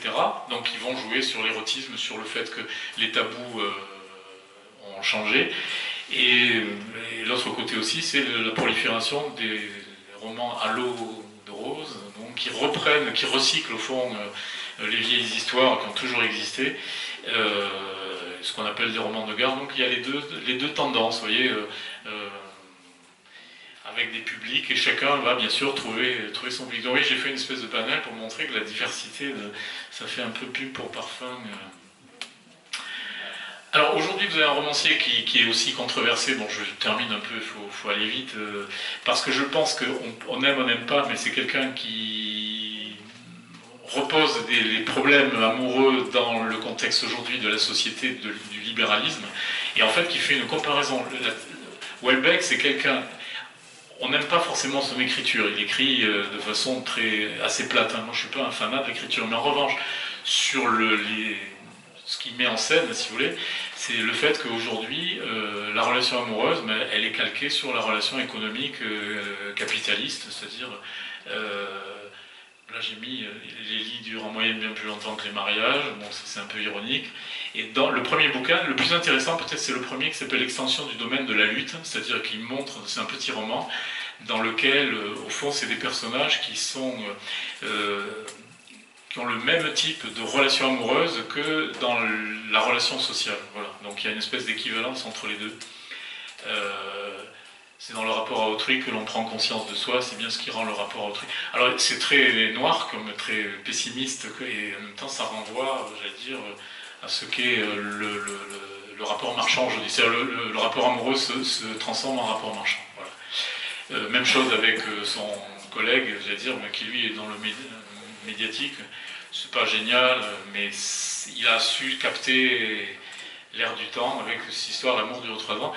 L'amour dure 3 ans, c'est en fait il a repiqué l'idée de Tristan et Iseult, parce que le filtre, vous savez, le fameux filtre dont je vous ai parlé au début, la durée du filtre, c'est pareil, c'est 3 ans, donc il dure 3 ans, et cette idée aujourd'hui, bien sûr, 3 ans, parce que il y a l'idée de l'élan amoureux, puis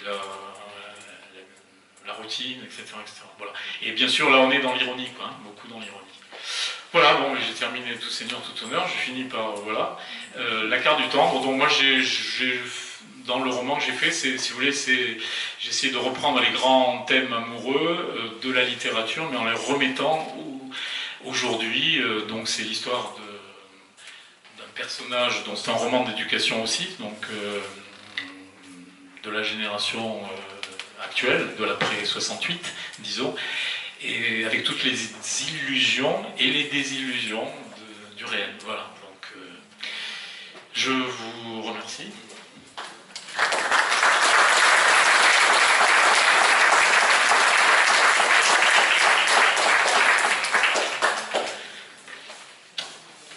Bon, j'espère avoir pas été trop long et pas vous avoir ennuyé, parce que c'était un peu scolaire quand même, hein, donc j'ai fait des petits rappels de...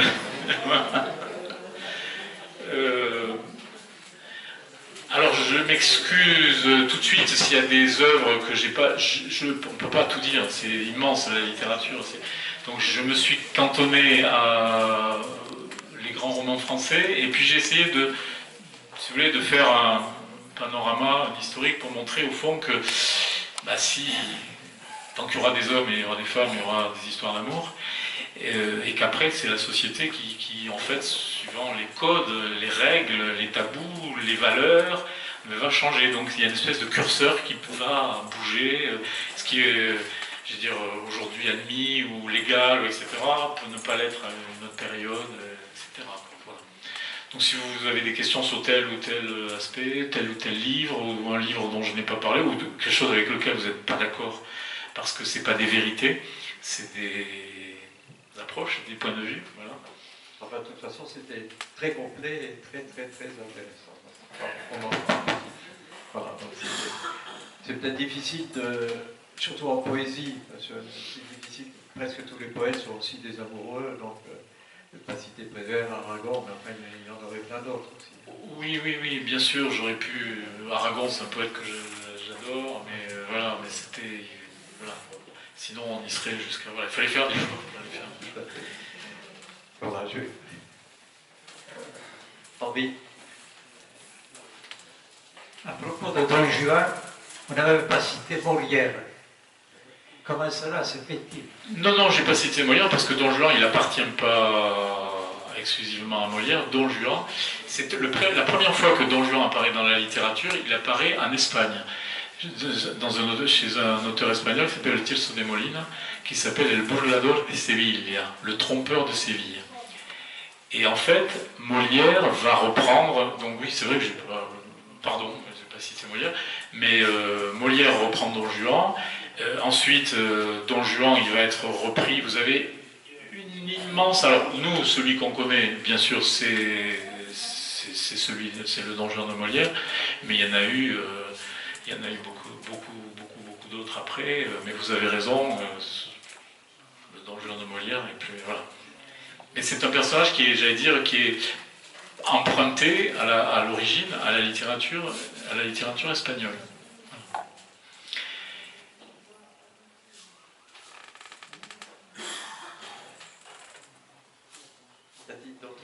Commentaires. J'ai pas beaucoup parlé de la littérature d'aujourd'hui, actuelle, parce que c'est gigantesque, et puis aussi parce qu'il faut du recul. Peut-être les romans qui ont beaucoup de succès aujourd'hui seront dans l'oubli demain. C'est le temps qui fait ce tri. Il y a des phénomènes de mode, bon, c'est un peu compliqué, voilà. Donc, oui.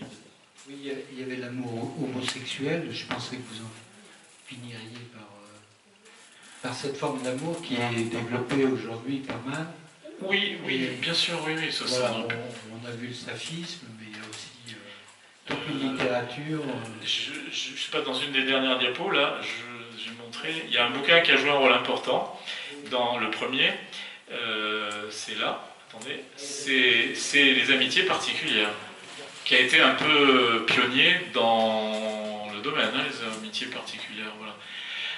Proust aussi, dans Proust, c'est évident, c'est crypté, quoi, c'est un peu, mais voilà, dans Proust vous avez tout, quoi, vous avez le baron de Charlus, c'est un sacré personnage, mais qui va dans les bordels pour se faire fouetter, Jupin, etc. Oui, vous avez des personnages qui sont...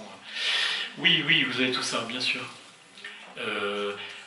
Oui, alors aujourd'hui, vous avez dans la mesure où des tabous tombent, la littérature va s'engouffrer aussi dans le domaine... Non, après, j'ai choisi Lolita parce que c'est vrai que là, on est sur quelque chose qui est brûlant, dans la mesure où là, on est quand même sur un tabou qui, dans notre société, reste majeur parce que dans une société qui a beaucoup désacralisé de choses, l'enfance reste quand même la chose la plus sacrée. Et donc là, on est... Voilà. Mais en revanche, là aussi, de relativité. Chez les Grecs, c'était quelque chose, et dans les sociétés arabes traditionnelles, l'amour, moi j'ai vécu quelques années dans l'océan Indien, pas à La Réunion mais ailleurs, dans les îles des Comores et au-dessus, j'allais dire, il y a une homosexualité qui est tout à fait admise. Puis des relations aussi, j'allais dire, de domination qui sont plus acceptées dans notre société. Là aussi, il y a plein de... Si vous allez... J'aurais pu parler de l'Inde, de la Chine, d'autres pays. Bon, après, voilà. Mais c'est sûr que les choses peuvent être vues de notre point de vue. Bon, enfin, nous, nos deux piliers, j'allais dire, qui font de tout, c'est la Bible et c'est la mythologie grecque et latine. Et finalement, si on recherche un peu, on va retrouver ça partout, quoi. On va le retrouver dans pratiquement toutes les grandes œuvres. Et la question que je m'étais posée, c'est au fond, qu'est-ce que la littérature a à dire de l'amour que ne peuvent pas dire l'histoire, ni la sociologie, ni la psychologie, parce que la littérature invente des histoires. Et en inventant des histoires, au fond, elle nous renvoie aussi à des interrogations. Elle a un discours, j'allais dire, qui est singulier, quoi. Elle doit le dire différemment, parce que vous avez aujourd'hui des tas de bouquins qui vous expliquent comment il faut se comporter dans la relation amoureuse, etc. Mais bon, pour moi, ça n'a pas beaucoup d'intérêt. Je dirais qu'il vaut mieux lire un bon, vrai roman, puis il y a la langue, il y a le style, il y a ça aussi, quoi, voilà.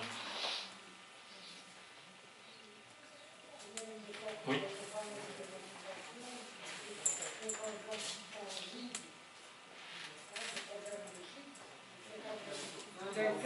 Parlez dans le micro, oui.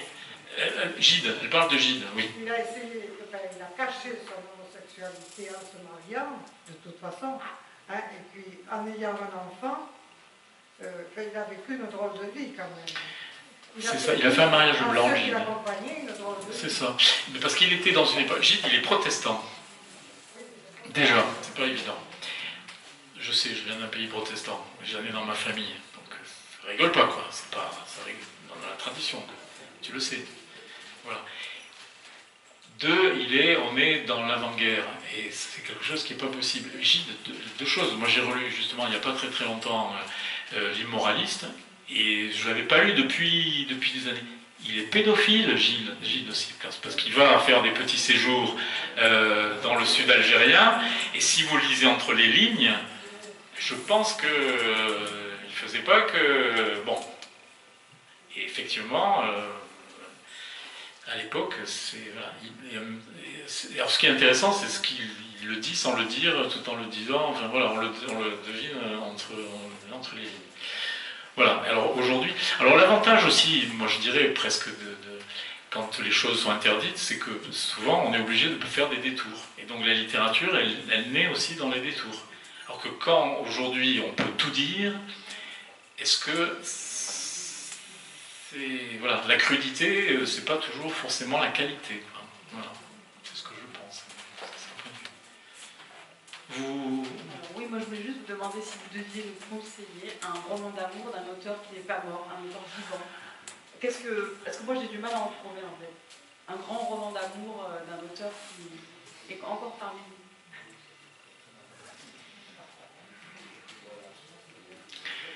Alors là, je vous ai demandé. Là, j'ai.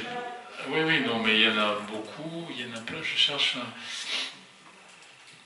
Bon, il y a, je veux dire, le fil Houellebecq, comment il s'appelle, Beck BD, etc., il y a ce fil-là. Ah, pardon ? Je ne connais pas beaucoup. Pardon, oui.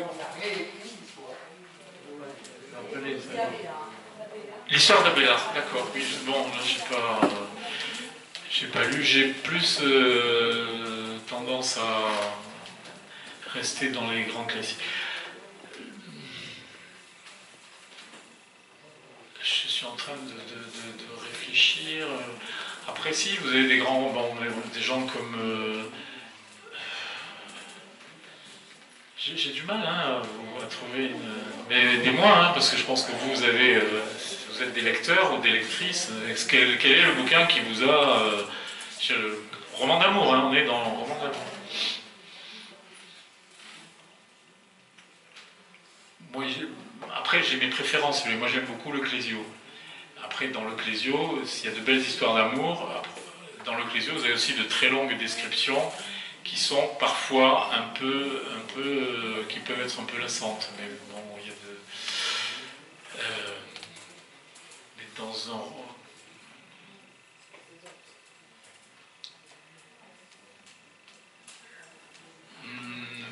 Je vous dirais une chose, oui.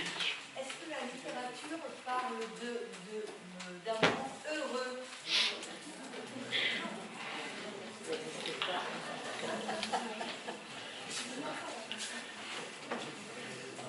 Oui, moi je pensais, oui, la chanson Il n'y a pas d'amour heureux, où les gens heureux n'ont pas d'histoire.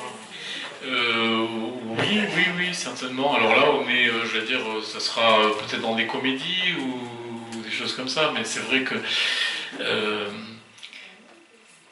pour écrire un bon roman, il faut qu'il y ait quelque chose qui achoppe, il faut qu'il y ait un obstacle, il faut, voilà. Si, je pense qu'il y a des romanciers qui sont capables de raconter la vie. Oui, après. Pour le coup, là, j'en vois pas. Vous prenez, je sais pas, vous prenez Giono, vous avez de belles histoires d'amour dans Giono. Tiens, par exemple, on est un peu. Pour le coup, vous me dites vivant, non, il n'est pas vivant. Mais encore une fois, c'est toujours, il y a toujours une histoire, il y a toujours la tragédie derrière, quoi. Vous me prenez au dépourvu, madame. Oui, bien sûr que ça doit exister, ça existe. Ça existe, mais pour le coup, je vois pas. Peut-être vous avez la réponse. Moi, je pensais, c'est pas un roman, mais au livre de François Mitterrand, Lettre à Anne. Je trouve très... Oui, ah oui, c'est pas un roman. C'est pas un roman. C'est pas un roman. Mais oui, c'est vrai. Et là, on a découvert que Mitterrand, sous des dehors, je ne l'ai pas lu intégralement, j'en ai lu que des passages, c'est magnifique. D'abord, c'est un styliste, c'est quelqu'un qui sait écrire. Et qu'en même temps, c'était derrière ça, il y a une finesse. Oui, c'est vrai, oui, dans les lettres. Mais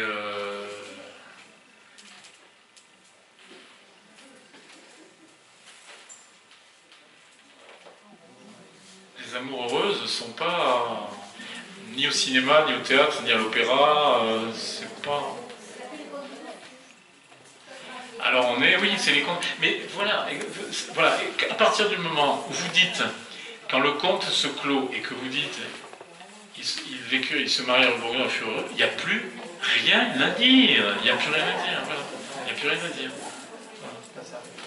Donc en fait, l'histoire, elle est dans. Si, la suite, c'est qu'au bout de 3 ans, elle s'ennuie, elle va rencontrer le bûcheron du coin, qui peut être. Vivre avec les certains.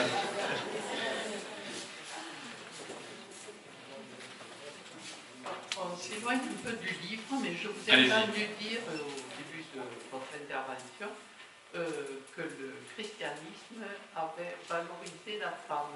Je maintiens. Et je peux le justifier. Oui, effectivement, c'est une religion qui met en avant. Alors bon, évidemment, bien sûr, il faut relativiser par rapport à l'histoire, etc. Quand le christianisme apparaît par rapport aux religions de l'Empire romain, les femmes vont jouer un rôle beaucoup plus important. C'est le seul grand... Si vous lisez le Coran, lisez les grands textes, même dans la Bible, ce qu'on appelle l'Ancien Testament, la Torah, vous avez des figures féminines, mais qui n'ont pas ces figures d'épouses. On est dans des sociétés qui sont... le christianisme va jouer un rôle libérateur pour les femmes, même si on peut avoir une... Bon, ça c'est là on ferait de la théologie. Je crois que demain vous avez quelqu'un qui abordera le sujet. Mais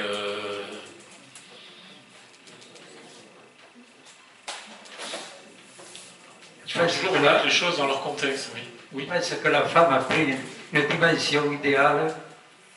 Pendant la Première Guerre mondiale, la femme, vue depuis les tranchées, elle prend justement cette dimension. Alors il y a un troubadour qui a dit la distance rapproche, la proximité éloigne. Voilà. C'est exactement ce qui se passe quand on relit des lettres écrites depuis le front. Alors, là, vous citez les troubadours, c'est ça? Geoffrey Rudel, qui est un de nos grands troubadours, parle l'amour d'Hélène. L'amour d'Hélène. L'amour de loin. Voilà, la princesse de Tripoli. Et là, vous avez raison, oui, oui. Mais alors, la guerre de 14, c'est en plus, c'est là où les femmes vont prendre un rôle économique. Parce que les hommes sont au front, il faut qu'elles travaillent, et d'une certaine manière, oui, en Angleterre, c'est le moment où les suffragettes réclament le droit de vote, c'est le moment où vraiment les femmes vont apparaître sur la scène économique et politique, et forcément ça va se traduire, elles n'auront le droit de vote que bien longtemps après. Oui. Il y a un monsieur qui lève la main. Hier soir, on avait organisé tout à fait différemment une conférence sur Jean Jaurès. Jean Jaurès, donc, en 1898, réclamait le droit de vote pour les femmes, donc, voilà, et il n'a été obtenu en France qu'en 1945. Hein, voilà, donc, vous voyez, et on a été un des derniers pays d'Europe où les femmes ont voté. Donc, on n'a pas à se glorifier de... Oui. Dans votre exposé que j'ai beaucoup aimé, où finalement vous montrez que celui qui est amoureux de la littérature, il peut vivre des choses extraordinaires, ça c'est un avantage. Oui. Là où j'ai été intéressé, c'est quand vous avez commencé à définir l'amour dans la société grecque, en parlant de philos, agapé. Agapé, Eros, Philia, agapé. Voilà. Et finalement, est-ce que c'est pas ça la question, c'est essayer d'arriver à définir l'amour. Madame, elle dit il n'y a pas d'amour heureux, hein, on n'arrive pas à trouver un roman où il y a des gens heureux. Finalement, est-ce que la littérature n'est pas sans arrêt en train d'essayer de définir l'amour, et finalement essaye non pas de définir l'amour, mais de trouver ce qui intéresse la société à l'heure actuelle, au moment de l'écrivain, dans l'amour. Car il y a des périodes où on décrit les relations amoureuses de façon très comment dire, platonique. Hein. Et maintenant, quand on décrit l'amour, c'est sur les vidéos pornographiques, ça commence à devenir quand je parle d'amour, c'est totalement différent. Oui, oui. Ça que je... Mais il y a l'amour physique dans l'amour. Oui, oui, bien sûr. Et finalement, est-ce que c'est pas une recherche sans arrêt de dire quels sont les éléments les plus importants dans ces sentiments, mais, dans la littérature? Ce que j'ai envie de vous répondre, c'est pourquoi la littérature parle d'amour, parce que c'est quelque chose qui n'a jamais été réglé. C'est-à-dire qu'on ne sait pas pourquoi ça marche pas, que c'est un truc qui existe depuis que l'homo sapiens s'est constitué et qu'on n'y comprend pas grand-chose. Et donc, les écrivains, comme les autres... moi, il y a une phrase que j'aime bien aussi, c'est le psychanalyste Lacan qui dit l'amour, il le définit, il dit c'est quelqu'un qui veut donner quelque chose qu'il n'a pas à quelqu'un qui n'en veut pas. Bon, c'est un petit peu ironique de dire les choses, mais ça veut dire qu'il y a toujours... souvent, on a cette grande discussion sur amour et pouvoir. Donc, est-ce qu'il y a du pouvoir dans l'amour?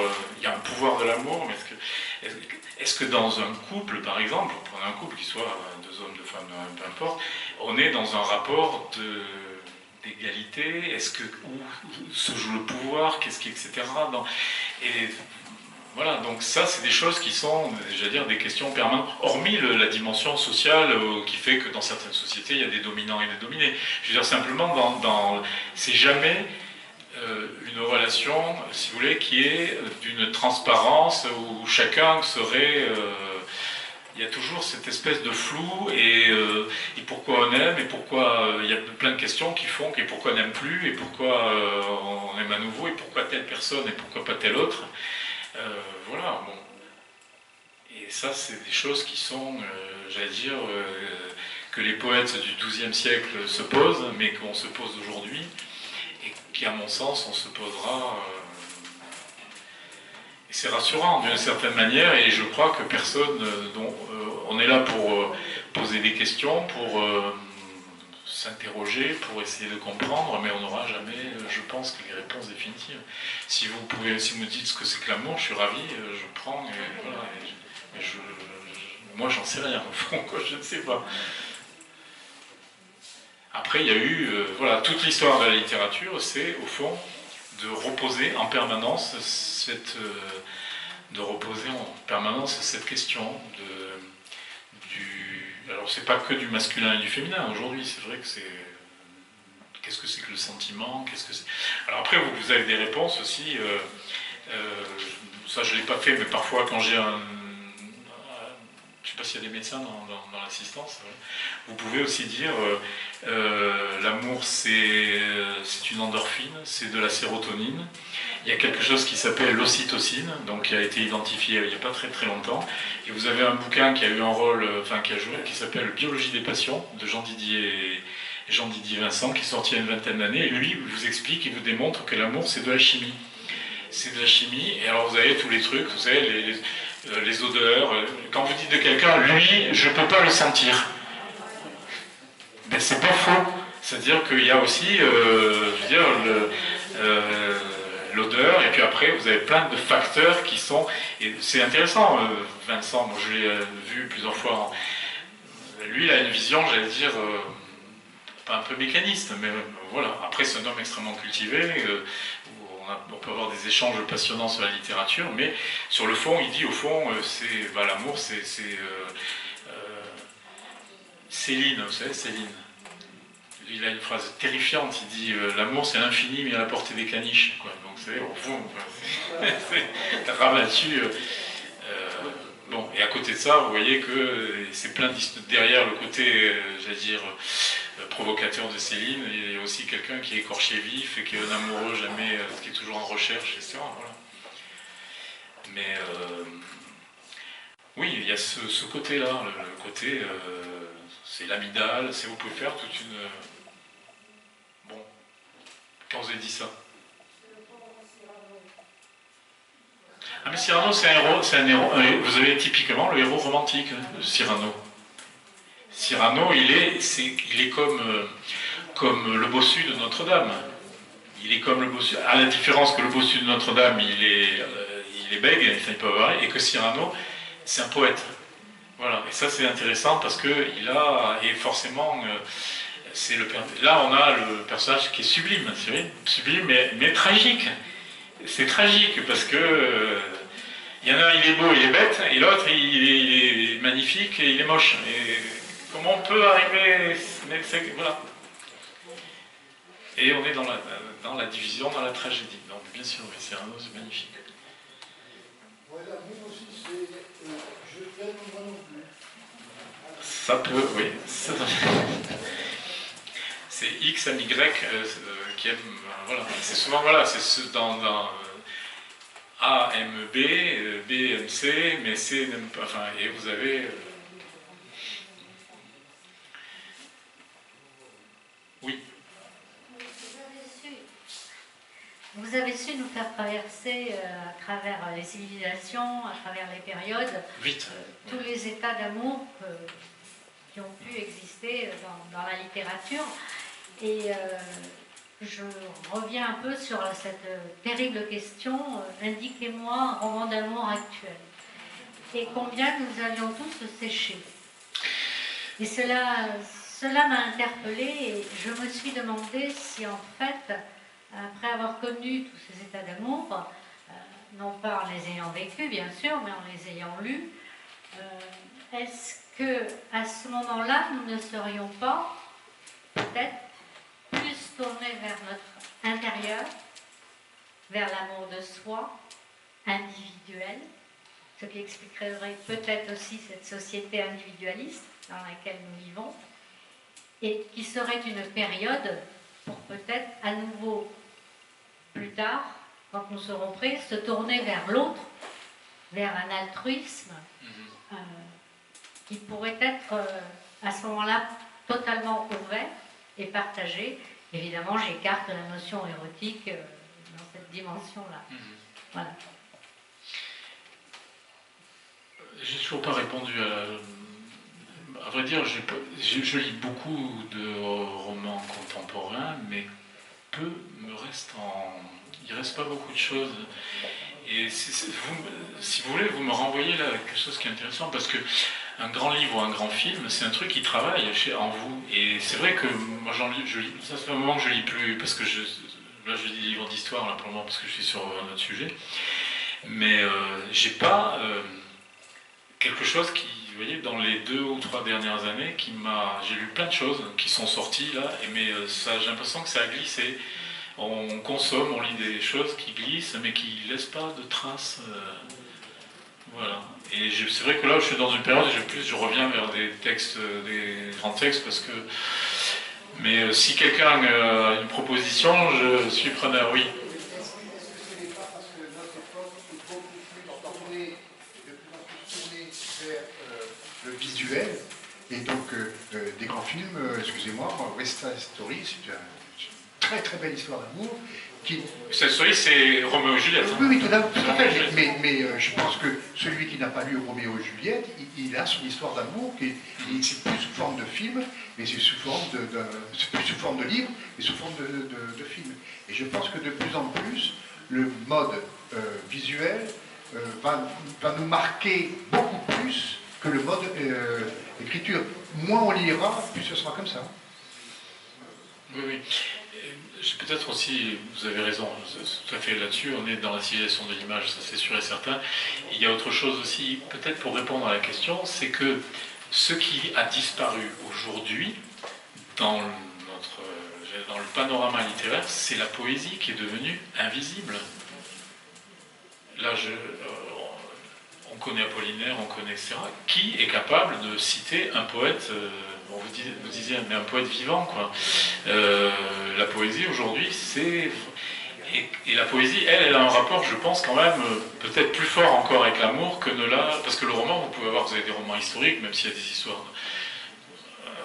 Dans presque tous les romans, il y a toujours une histoire d'amour, tout le temps. Là, ce que j'ai essayé de montrer, c'était le roman qui prenait comme sujet l'amour. Voilà. Mais souvent, la poésie, si vous lisez Éluard ou Aragon, etc., là, le sujet, c'est vraiment... c'est l'amour en lui-même, quoi. Voilà. Mais après, oui, peut-être qu'aujourd'hui, oui, vous avez... Alors, vous avez tout un courant de Virginie Despentes, etc., qui sont très, très à la mode, avec une littérature assez crue, qui marche bien, là, comme il s'appelle aussi dans celui qui a eu le prix Goncourt l'an dernier, comment s'appelle-t-il? Un jeune homme homosexuel qui raconte l'histoire de son éducation. Louis, oui, c'est ça. Oui, voilà. Voilà, on est, j'allais dire, plus sur... on a l'impression que c'est...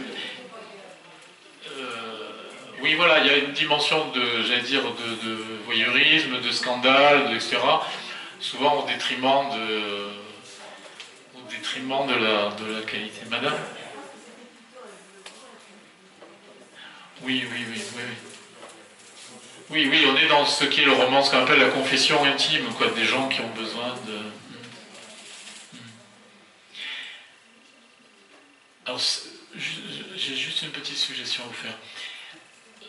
Moi, je suis voisin, là, je suis du département à côté. On a une jeune fille qui est un peu disparue, enfin, qui est mal peu connue, qui s'appelle Mireille Sorgue, qui a écrit un magnifique roman d'amour. Et elle, c'est une histoire d'amour, ça s'est passé dans les années 60. Ça s'appelle L'Amant, comme le bouquin de Duras. D'ailleurs, je voulais en parler, j'ai oublié. Mireille Sorgue, c'est en poche, vous le retrouverez. C'est une jeune fille qui était étudiante à l'école normale d'Albi. Elle se destinait à être institutrice. Et c'est une histoire d'amour réelle qu'elle a eue avec quelqu'un qui était à l'époque son conseiller pédagogique ou son inspecteur, etc. Et cette fille a une manière de dire sa passion et son amour, c'est assez fabuleux. Ça s'appelle L'Amant, et du coup, il y a un complément qui s'appelle Lettre à un amant. Et elle est morte de façon un peu mystérieuse à l'âge de 22 ans. On sent que, si vous le trouvez, ce bouquin, lisez-le, il est magnifique, hein, c'est magnifiquement écrit. C'est de la prose, mais de la prose qui se rapproche vraiment de la poésie. Et son amour est tellement fort qu'elle dit « je ne pourrai jamais vivre quelque chose d'au-delà de ça, d'aussi fort que ça ». Et elle tombe d'un train entre Toulouse et Albi. On n'a jamais su. si elle était tombée du train. Voilà. Et elle a laissé ce livre magnifique qui existe en poche, hein, qui s'appelle L'Amant, Mireille Sorgue, S-O-R-G-U-E. J'y pense, je n'en ai pas parlé, mais souvent ça faisait longtemps que je n'avais pas fait cette conférence, et souvent je termine par elle, parce qu'on ne la connaît pas, et elle mérite d'être, c'est une albigeoise, elle mérite d'être connue. C'est quelque chose qui se passe dans les années 70, à peu près 60-70, voilà. J'aurais une proposition, mais j'aurais peur de dévoiler quelque chose aussi. C'est-à-dire que c'est quelqu'un qui sera au Salon du Livre dimanche, donc dans 3 jours. Mais je ne peux pas dévoiler son nom des titres. Il faudra que les gens viennent au Salon du Livre pour le découvrir. Mais mais c'est habile, n'est-ce pas? C'est très habile. Mais c'est sincère, parce que, bon, si vous pouvez venir et à ce moment-là nous découvrir, vous verrez, j'espère que vous serez de notre avis. Juste pour terminer, j'avais juste noté une phrase que je ne l'ai pas dite au début, et qui va vous dire un peu au fond, qui peut-être résume tout ce que j'ai essayé de dire. Est-ce que l'amour, quelles que soient les époques et les lieux, est toujours semblable à lui-même? Est-il une essence intangible et absolue, ou au contraire sujet à des métamorphoses liées aux différentes mœurs, à la relativité des cultures et des pays? C'est la question que je n'ai pas résolue. C'est-à-dire, est-ce qu'au fond, c'est le même amour habillé différemment, ou est-ce qu'il change? Est-ce qu'on est... Donc ça suppose, et là, j'allais dire, c'est une question de conception philosophique de l'homme, qui va au-delà de là. Est-ce que, je veux dire, l'homme est semblable à lui-même? C'est ce que je crois, au fond, depuis Homo sapiens, c'est-à-dire le bien, le mal, la guerre, la paix, la jalousie et son contraire et le don de soi. Voilà, donc ça peut être décliné différemment, mais je pense que ce soit dans la Grèce antique, aux États-Unis aujourd'hui, ou dans le fond de campagne du Cantal, au fond, il y a quelque chose qui reste toujours semblable. Voilà, enfin, c'est mon point de vue, on peut bien sûr ne pas le partager.